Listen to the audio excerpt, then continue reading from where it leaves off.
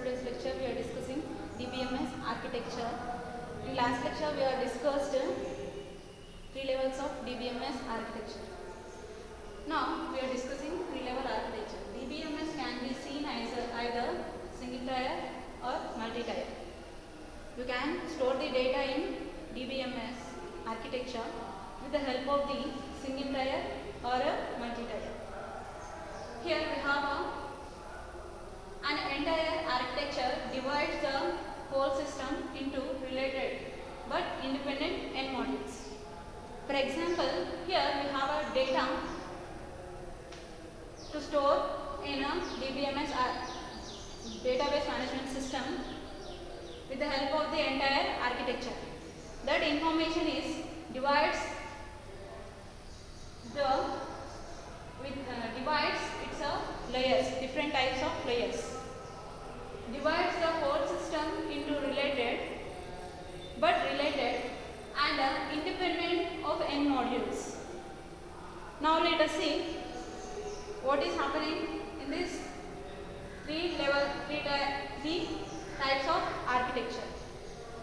Let us discuss first one tier architecture. Here one tier architecture means here we have a block diagram of one tier architecture. Here we have a client computers and a file servers. Client computers can interacting with the mapping with file servers to store the data or access the data with the help of the file servers. It's based upon the user interface and it have a presentation service and a application service. When you are using this one tier architecture, you cannot supposed to change the data frequently. In that time you are going with a one tier architecture. At that time you are going with to store the data in one tier architecture. And next coming to this two tier architecture. Here we have a block diagram and here we are saying client computers and a database server. In this one tier architecture we are using to store the data file server. Means one tier architecture rather is have a file servers to store the data rather than database server. And coming to this two tier architecture to store the data in a database server. Here we have two tiers, one is client tier and a database tier. This two tier architecture is also called as client server architecture. It's also known as client server architecture. In this two tier architecture, client computers are directly interacting to the database server. Here direct communication will be there in two tier architecture and it runs fast when it comparing to the one tier architecture. Here where we are using this two tier architecture in any one organization you are using two tier architecture. Why? Because multiple client computers can access the data or store the data in database server. And next one is three tier architecture.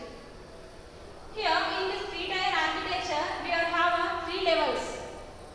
One is client tier, business logic tier and database tier. Here we have client computers.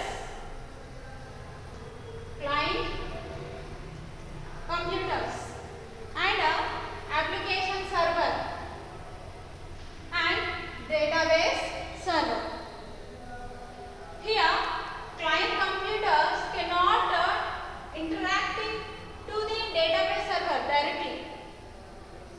Okay, end users cannot interacting with the database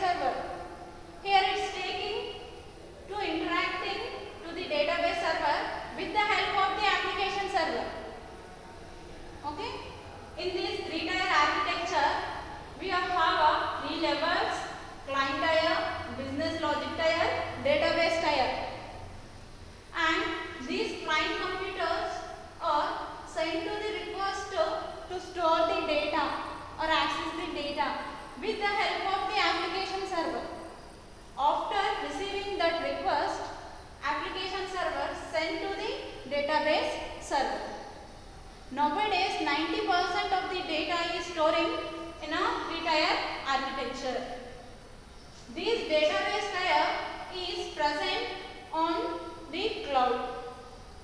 What it represents, these three-tier architecture? It separates from each other based on complexity of the user and how they use the data present database, and it is a web-based application. We have discussed next class what are the layers or there in three-tier architecture.